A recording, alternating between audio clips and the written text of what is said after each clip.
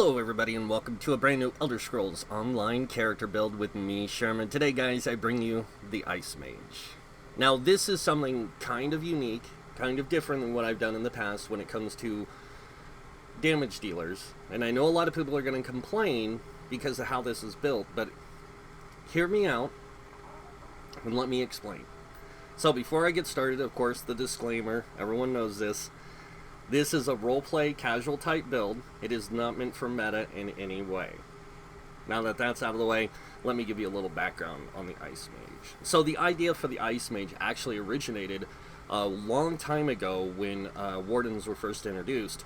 I was trying to create a character that could use ice magic really effectively on the Warden. And so I created the idea back then, and it later became the Northern Wind, because I felt that it worked best. I never really tried to play ice DPS, because, you know, ice staff, tank weapon, that kind of thing. And then I said, you know what, I don't play like everyone else. I play how I want, and so I made the Ice Mage, and this is where it's come to.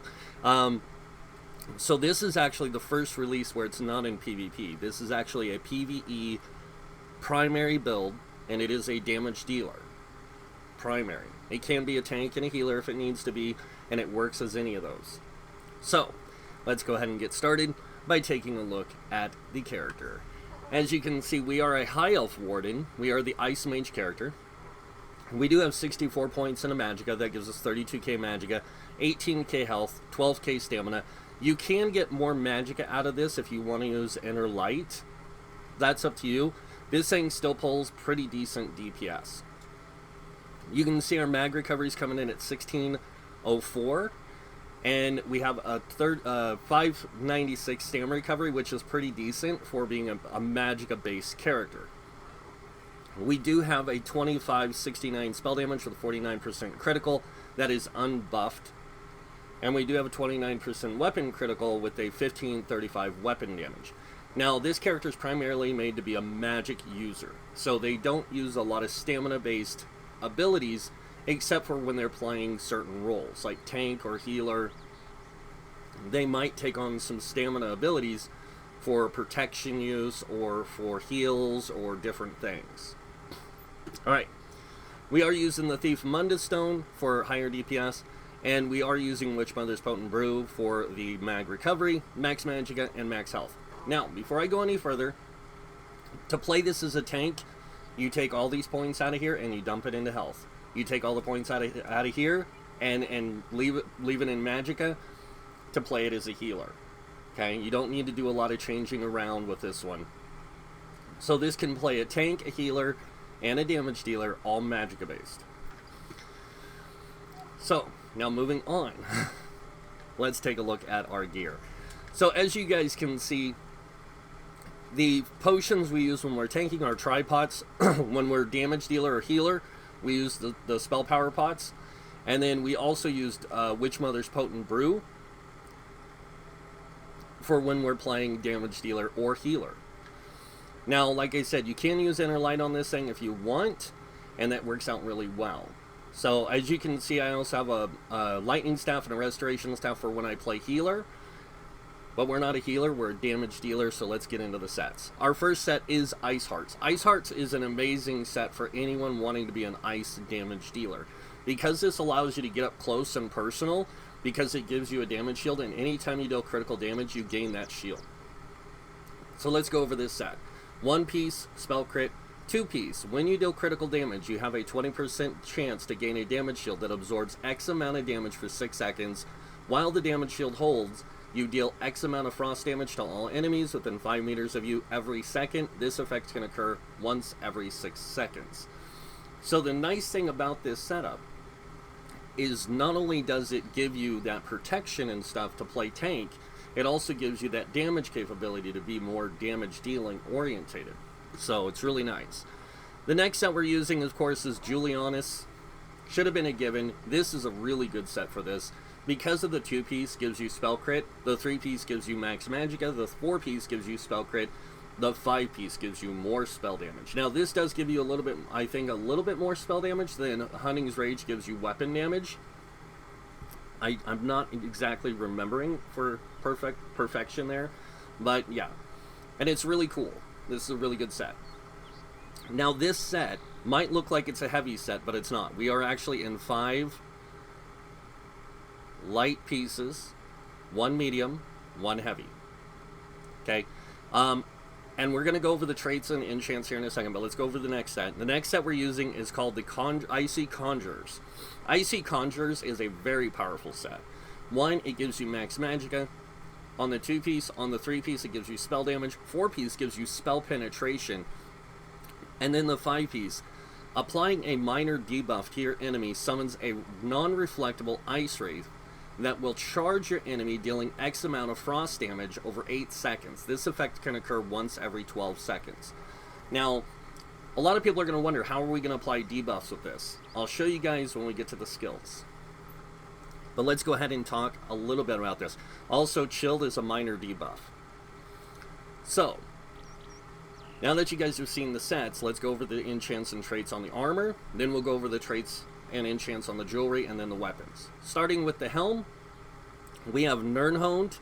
This is going to give you a little bit higher resistances to give you some survivability for when you want to be a tank. Then we have Reinforced on the chest, also to be a tank. On the legs, we have Nirnhoned as well to give us higher resistances. These 3 pieces are to allow us to be a tank when we need to be.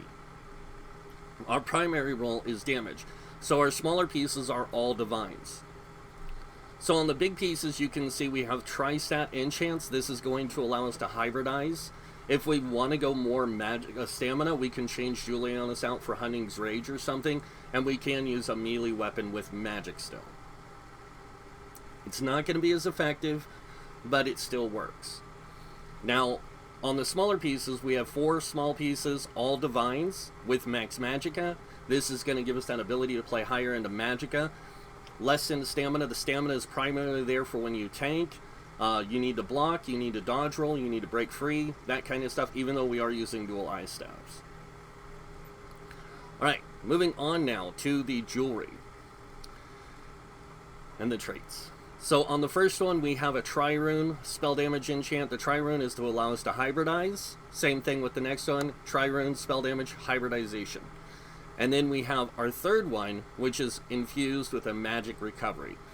Now, you can put a Bloodthirsty here with a mag recovery. You will go down in magic recovery, but not by a whole lot. And it still works. But I like the infused for mainly because it gives me a higher recovery rate, and I don't have to throw as many heavy attacks. So, now moving on to the staffs. The first staff we are using is a Icy Conjurer's Nirnhoned Hardening enchant staff. Now, you guys are going to wonder, why am I using hardening if this is supposed to be an ice DPS? The main reason why I'm using hardening is that shield that it gives you every time you light attack. So, not every time, but every 5 seconds when you light attack, it helps you stay alive better, because this is an up-close damage dealer. This is not something you use from 20 yards away. You stay up close with this. So we want that higher protection and survivability so we can do that. Because Ice Hearts is a close range attack, AoE, it's 5 meters. So you want to be up close to get that ice damage to proc and that shield. So that's why we use hardening. Now on the back bar, we are using an Ice Staff infused with a weapon damage, spell damage enchant. Now if you want to tank with this, your best bet would be to get a hardening or an infused Ice Staff on the front bar with a Crusher enchant. And then on the back bar, go with a defending Ice Staff with, because then that way when you're on your back bar, you can actually use it more for protection based, and then the front one you can use for more damage based. You can even go decisive on the front bar if you want, and you can use a magic recovery, absorb magicka on the front, and then an infused Ice Staff on the back with a Crusher enchant. Your choice. But for this, it's damage. Alright, now that I've shown you guys that, I'm going to go over these 2 other staffs. This is the Icy Lightning Staff for when we want to play healer. So as you can see, we do have a Crusher enchant here. You can also use this when you want to play a tank. because you just leave that front staff nerd honed, drop this on the back bar, and you're good to go. Icy Conjurer's Resto Staff with a Weakening powered. This is to make you a healer when you need to be a healer, and it gives you the ability to debuff the enemies and also heal yourself, or help heal your group. It's really nice. Okay, now that I've shown you that, now we're going to go take a look at the skills. Now you're going to notice a lot of the skills I use are mostly reflected off of the animal companion tree, and that's because one of the passives in here, I think it's called Savage, no, it's the Advanced Species. Increase the damage done by 3% for each animal companion ability slotted by 3%. So we have 3 on the bar. That gives us a 9% increase in our damage on the front bar. On the back bar, we don't have any but one animal companion ability, so we're going to be using that for different reasons. Alright, so this is how I always do my classes, just so you guys know. This is why I hybridize, and so this way I can utilize every class ability so I can play every role. In this case, if I want to be tanky, I have the tank role unlocked. If I want to be healer, I have the healer role unlocked. And if I want to be damage dealer, I have the damage line unlocked. Now, Winter's Embrace, I do have a damage ability unlocked. Actually, I have 3. I have Permafrost, I have Winter's Revenge, and I do have Frozen Device. Frozen Device is a damage ability. It also pulls enemies to your location to help you burn them down quicker. You can use this on your bar. In fact, I advise that you might want to use this on the back bar if you want to. So, now, I do unlock all the skills and passives for everything, so I can do that. Now, weapons, primary destruction staff. So we do have this unlocked, all the abilities and passives. Now, a lot of people are going to say, how are you going to sustain with this when using a destruction staff? We have a 2,000 magic recovery. We're not going to have any problems sustaining with this build on dealing damage. Trust me. But we do get tri-focus, so if you do heavy attack with your frost staff, you will taunt the enemy, and it will give you a small damage shield. Now, the other thing is that you also have ancient knowledge. So anytime equipping a frost staff costs blocking, it reduces the cost of blocking and reduces the amount of damage you can block by 20%. And Tri-Focus also makes it, whenever you have a frost staff equipped, blocking takes magicka instead of stamina. So this is where you can take the Inner Light from Mage's Guild and put it on both bars if you want to give you that higher magicka pool for blocking capabilities. But that's up to you. So, moving on to Restoration Staff, we do have all the passives and abilities unlocked. Moving on to Armor, Light Armor. We are a Light Armor build, we use this primarily, so we have all this unlocked. Now, if I play this as a tank, I do not use Harness Magicka for my shield. I use the Ice Hearts armor set, or monster set, for my shield for my character. So I can use other abilities from my class and other things to give me other tools necessary to play a tank. Medium armor, I do take the top one, this one, and the bottom one, and this is mainly just in case I want to play as stamina based and I want to go with like Hunting's Rage on the body instead. I can do that.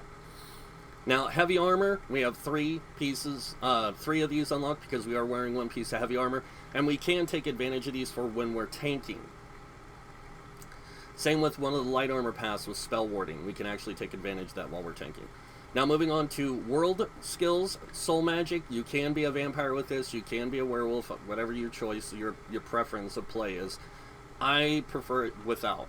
So, I do take the soul magic skill line and passives. Moving on to guild, Fighters Guild, I do unlock the skills and abilities just in case, because Flawless Dawnbreaker doesn't require you to use a sword and shield. You can use, or any melee weapon, you can use magicka-based damage for it. It does do physical damage, so when you boost your physical damage stuff, it does boost the weapon, the damage of this by with your weapon and spell damage, or your weapon damage. So next I have Silver Leash. This is for when I need to tank. I have Ring of Preservation for when I need to be a healer. I can put this down for my group. If I do play with more of a stamina-based setup, I can actually use Evil Hunter for when I'm soloing, and then Rearming Trap is here just in case I want the extra minor force. Mage's Guild, I do unlock all the passives. Again, passives and abilities, and like I said, again, it's just for the purpose of different roles. Like I might use Structured Entropy for when I'm tanking, or Balance for when I'm tanking, instead of using my own class abilities. It just depends. Now, Psijic Order, I do unlock all the skills and passives here as well, because some of them I do find use for in different situations. And then the same thing goes with Undaunted. I have most of the active abilities and all the passives unlocked. I just don't unlock Trapping Webs because this one, it works still with this character. It's just not as effective as some of the other abilities I have. So, I do unlock Sanguine Altar, Inner Beast, Spike Bone, Shield, and Mystic Orb for different roles. Assault skills, I unlock specific skills related to how I would play this character in PvE. Same thing with support. And I should unlock this Magic Aid every time, but I keep forgetting. I unlock these for when I play like a healer or I'm playing a tank. I use some of these when I'm playing a tank or I'm playing a damage dealer or a healer. Because I do use Caltrops sometimes because it does do a decent amount of damage with this character even as they are. And it has a small debuff on it, which is a reduced movement speed. So I can summon my Icy Conjurer. High Elf, you could be any race with this, honestly, but High Elf does work better because of the elemental talent, the increased spell damage, and the spell, Searbane's Boon, the higher max magicka. So they can play this build really well, but any race can do this. So if you're a Nord, you're going to have 2,000, roughly about 2,000 less magicka. You're going to have about 30k magicka with this build. If you're playing a lot of other races, you're going to have different pools for resources. So you're just not going to have that extra spell damage. Now moving on to crafting, alchemy. Somebody just remind me every time I make a character. Medicinal use, it's really, really good for you. When using a potion, resulting effects last 30% longer. Now that explains a lot. Why I was having so many issues with parsing. Provisioning, Gourmand, and Connoisseur. So these make your food last 20% or 20 minutes longer. The alchemy, medicinal use makes your potion effects last 30% longer. So really important. Now I'm going to go over the skills on the bar. You can make an Ice Mage, but you are limited on some of the abilities, unfortunately, like I said. And in order to take advantage of how this character works, it is really wise to do this. So on the front bar, we do have Screaming Cliff Racer. This is our primary spammable. And that's because it deals up to 15% more damage based on how far away the enemy is. So if we are at range more often, we can take advantage of this. The next one we have here is Crushing Shock. This is also a 28-meter range ability. Now, I use Crushing Shock. You can use the other one, but the reason I use this is because it does Flame Frost, Shock, and magic damage, or Flame Frost and Shock damage. And it can interrupt enemies, set them off balance, and stun them if they're casting an ability. So it doesn't matter if they're a melee character, a magicka character, it doesn't matter. If they're getting ready to use an ability, you can interrupt them. Next, we have Deep Fissure. Now, this does a lot of damage up front. It takes 3 seconds to activate, so we keep it in the middle. And I'll explain why in a second. But this applies Major Breach, reducing spell resistance by 5,280 for 6 seconds. The reason we use this here, and not on the front, is because we want this to go off when we fire this off. So by the time we get this fired off and we're using our spammable, we're going to get the full 6 seconds of this. So just letting you know. Next ability we have is Frost Clinch. Now this does immobilize an enemy for 6.5 seconds. Now you guys were asking me, minor debuffs. This is a minor debuff. This can summon your Icy Conjurer. This can also apply Chilled status effect. It can also summon the Icy Conjurer. This doesn't apply a minor debuff, it applies a major debuff. So, but this applies a minor debuff because it applies Mobilize. Now, this does damage up front, and it does damage over time. And like I said, it immobilizes the target for 6.5 seconds. The next ability we have is Growing Swarm. Now, when you cast this on an enemy, it does X amount of damage over 10 seconds. When that finishes, this will the Fletcher fly infection will spread to 6 more targets. So this is really good in groups and even on boss encounters. So next ability we have is the Eye of the Storm. This is a Frost Staff ultimate. And so what this does is it creates a storm above you after 2 seconds. Then that will lay waste to enemies nearby, dealing X amount of frost damage every second for 7 seconds. This is our primary ability we use most of the time for our damage. Now moving on to the back bar, our first ability is Winter's Revenge. This does frost damage every 1 second for 12 seconds. Enemies hit are overcome with bitter cold, reducing their movement speed by 30% for 3 seconds. And this ability has a higher chance of applying Shield status effect because of our class passive. So in our Winter's Embrace, we have Glacier Presence, which increases the chance of applying shield to enemies with Winter's Embrace abilities by 200%. We're going to be using this a lot. So we can get that shield status effect. As soon as we apply shield, it applies minor debuff. This will also summon our Icy Conjurer. Next ability we have on our bar is our Blockade of Frost. Now this does damage over time. It lasts for 8 seconds, and it does reduce movement speed by 40%. Chilled enemies become frozen and are immobilized for 4 seconds. So this is another way you can CC your enemies and keep that chilled status effect applied and also immobilize them. So this can also summon the Icy Conjurer. Next, Frozen or Frost Pulsar. This does frost damage and AoE around you, and it afflicts them with minor mangle, reducing their max health by 10% for 33 seconds. Also a way to keep our Icy Conjurer coming out.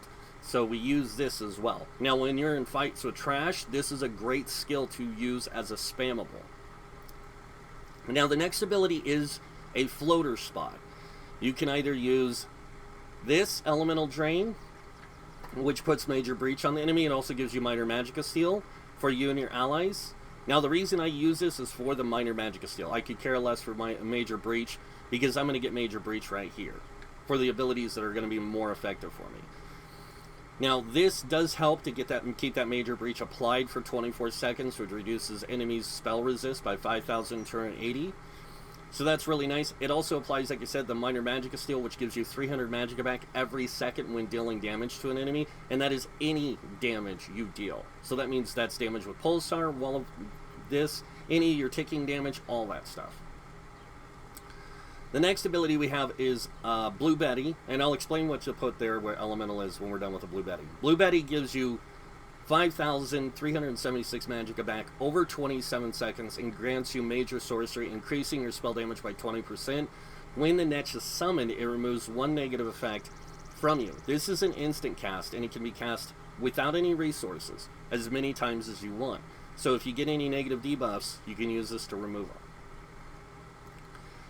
Last ability we have here is Permafrost. Now Permafrost is a really powerful ability. It does an AoE. It does 1 frost damage for every second for 8 seconds. It also reduces the movement speed of the enemy by 40%, grants you and your allies major protection, reducing your damage taken by 30%, and damaging an enemy 3 times in the storm will stun them for 3 seconds. So it's a great CC. It's a great group buff for support and stuff. So this is why we keep this here. Is if we're ever in a challenging situation, instead of using the other ultimate, we use this ultimate. They do about comparable damage. I'm not going to say exact damage, but in the long run, they do about comparable when you take the time frame into consideration. This is 7 seconds at 6,000 something.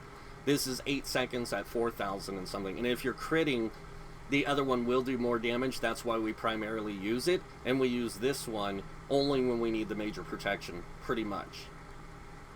So, the abilities that you can swap out here are Frozen Device. It's a great ability. You can bring enemies to you. This way you can stack them up and burn them down.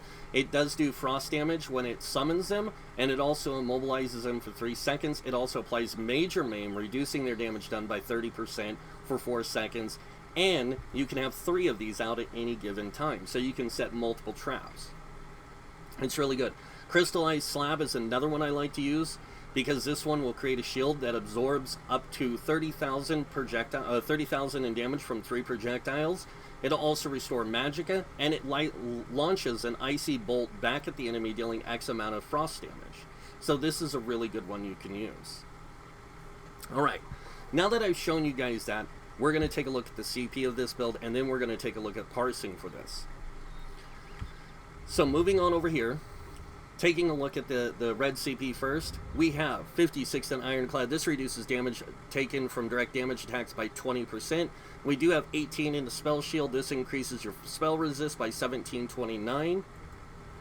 We have 20 into light armor focus, reducing or increasing your physical resistance by 1900. We have 31 into thick skin, reducing your damage taken from damage over time effects by 13%.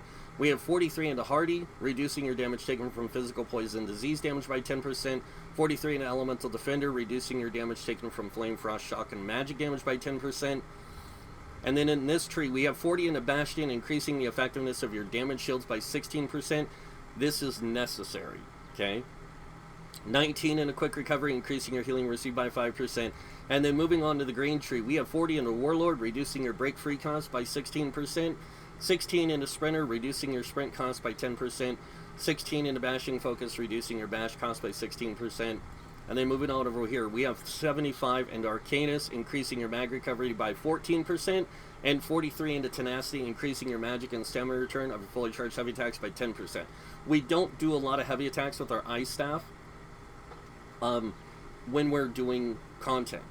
We use this primarily for when we're playing healer, because when we use our resto staff, we get 30% return on the resto staff, plus another 10% here, plus another 30% base. So we actually get 70% total return of our resources. Moving on over here, we have 40 into tumbling, reducing our dodge roll cost by 16%. We have 40 into shadow ward, reducing our block cost by 16%. And then moving on to the blue tree, we have 43 into blessed to increase our healing done by 10%. This is primarily for when we're playing healer.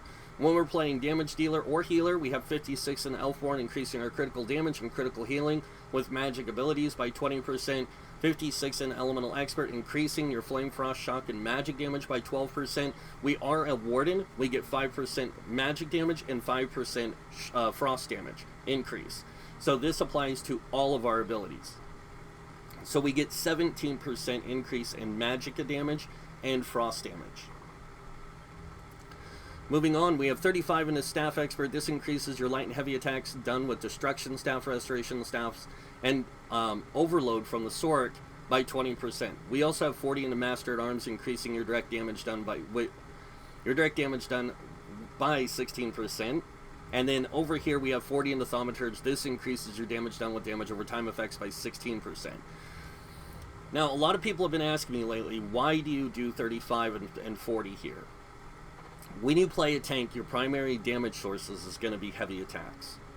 So doing this helps you boost your damage capabilities when playing tank. When you're playing a damage dealer, also boost your damage dealing capabilities with light attacks. So that's why we do this. And this is mainly done for damage over time. Heavy attacks and light attacks are only affected by this from the lightning staff on the heavy attacks and the resto staff in heavy attacks. So that's the other reason why we keep this at 16%, is so we can boost our light and heavy attack damage across the board by the same amount. And then over here we just boost our damage insanely. So, and that is the CP for the Ice Mage. Now you guys are probably wondering, what does this thing look like when it does DPS? Well, you guys are about ready to find out, so let's go down here. We're going to do our wonderful parse on this guy. I am going to go ahead and make sure my Dubious Cameron Throne is maxed out, or my Witch Mother's Potent Brew, and then I'm going to go ahead and use a potion to boost my spell damage. Now, I'm not using Trap Beast. I will tell you now, if I use Trap Beast with this thing will do even more damage. So, here we go.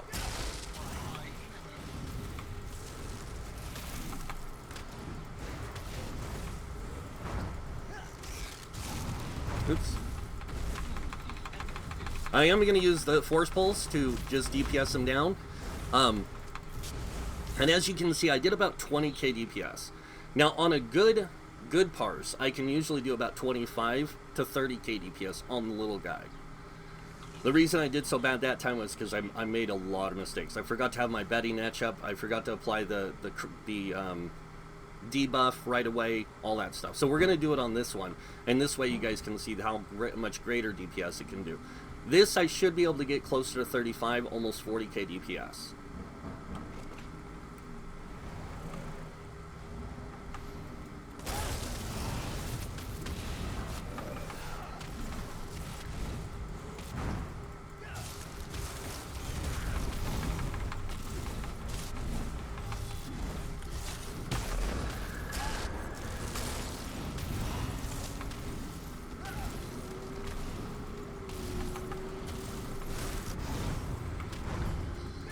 If I didn't make so many mistakes. We're going to use the bird now. We're just going to bird this guy down.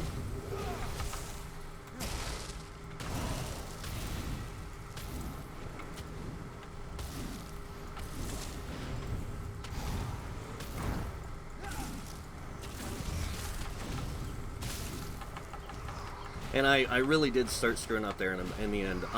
But yeah, I can get about 35k DPS out of this. If I'm using the Trap Beast, I can actually pull more. I can pull closer to 40,000 all the time. So this thing is pretty powerful as a ice damage dealer.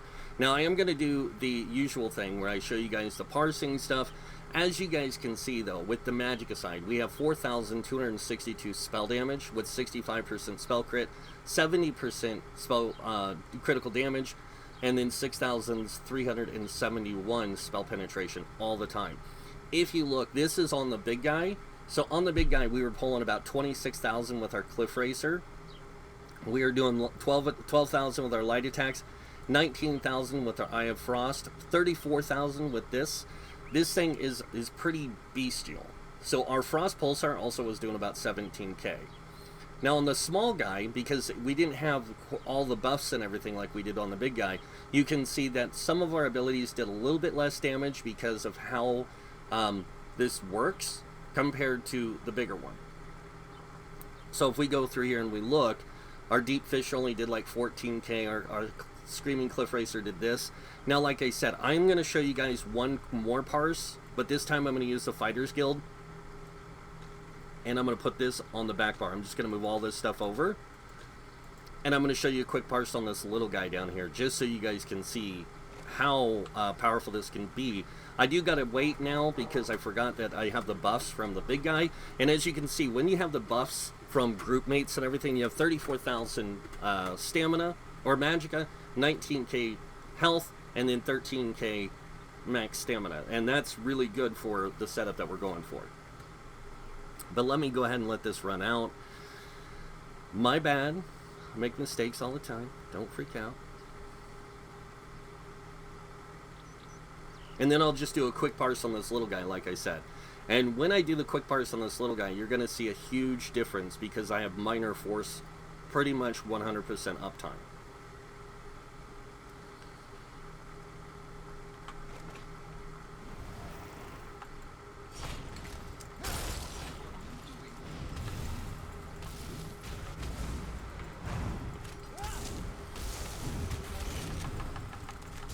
Okay, it's not doing it like it was supposed to. Come on. Okay, there we go. 21,000. I screwed up. I will admit that. I know when I screwed up. So now we did 36. We had 3,625 spell damage. We did have 29% spell crit, or 59% spell critical, 80% critical damage, 11,000 spell penetration, and that's our base spell penetration. The reason it doesn't show the same spell penetration on this one is because this one you get 100% penetration no matter what. So, but as you guys can see, we have some of these things are doing some pretty decent amount of damage. Now I'm going to go over here and just do a quick parse again on this one, just to show you guys again like how effective this build can really be, because it is pretty insane when you have all the buffs and everything. Really.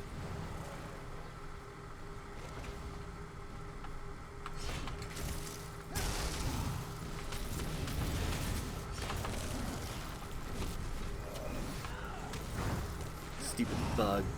had to go and screw it up for me. So now I gotta build myself up to a higher DPS value.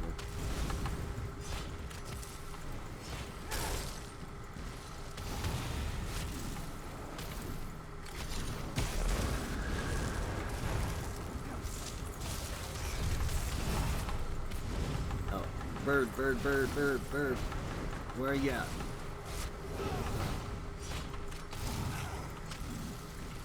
And if you guys haven't noticed yet, I still haven't even used a thing to boost my spell damage and stuff.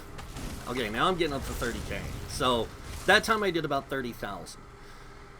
But I promise you, this thing can get to 40k, no problem. I'm just having a horrible morning with this rotation. I don't know why. Now what I'm going to do is I'm going to go through my usual routine of setting this character up more for damage dealer, or solo play, sorry, and then we'll go from there in that sense. So. Now this one, you're going to notice I did get rid of one of the abilities on the back bar, the Pulsar.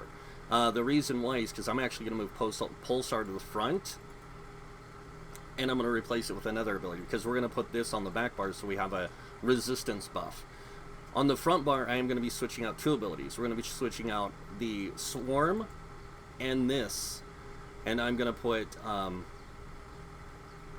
the, holy cow, Pulsar from the Destruction Staff. We're going to put Pulsar right here, and then we're going to put this from Winter's Embrace, the Polar Wind, on the front bar, so we have a self-heal. Now we're going to just jump over to our favorite little dungeon here, Depths of Malatar, to see this in action, so you guys can see for yourselves how well this thing can work inside of a dungeon setting in solo play. Now in a group setting it's going to be a lot different. This thing's going to be like it was, like you just saw it pretty much. It's going to deal a decent amount of damage. It's going to be really survivable in its own right, because it has those damage shields and everything else. But now you guys will really see how effective this thing can be with all this stuff playing into it.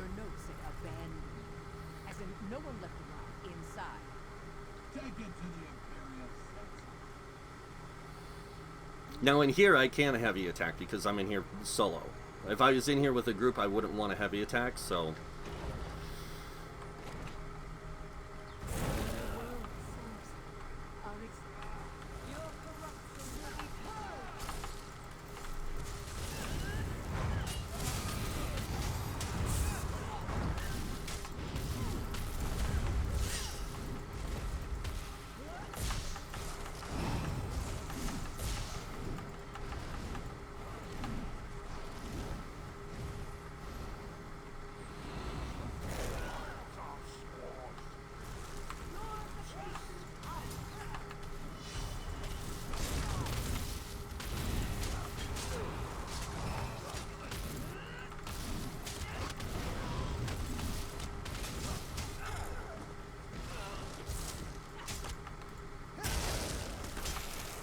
There we go. You see the Icy Conjure come out there? It's really fast if you don't notice it.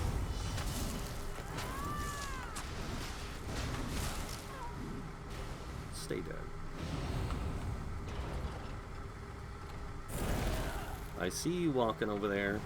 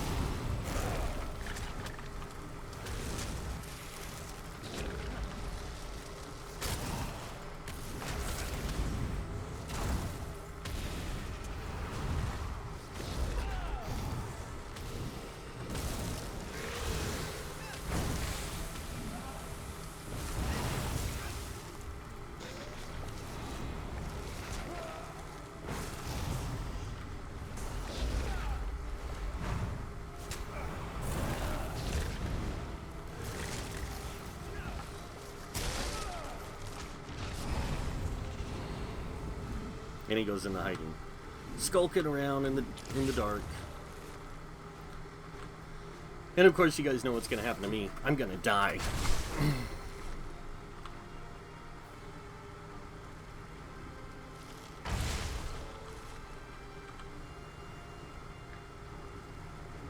But that's pretty much it. I mean, this ice build is really good. If you know what you're doing and you know how it plays, it can be very powerful, especially with this setup.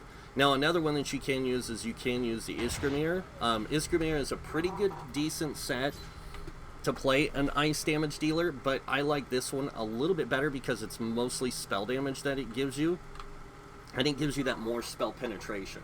So I do like to use Icy Conjurers over that. Now, Iskramir drops in Overland. The Icy Conjurers drops in one of the dungeons, and I believe it drops in one of the dungeons in Dragon Bones. Is that it? I'm not 100%, but I'm pretty sure it's one of the Dragon Bones DLCs.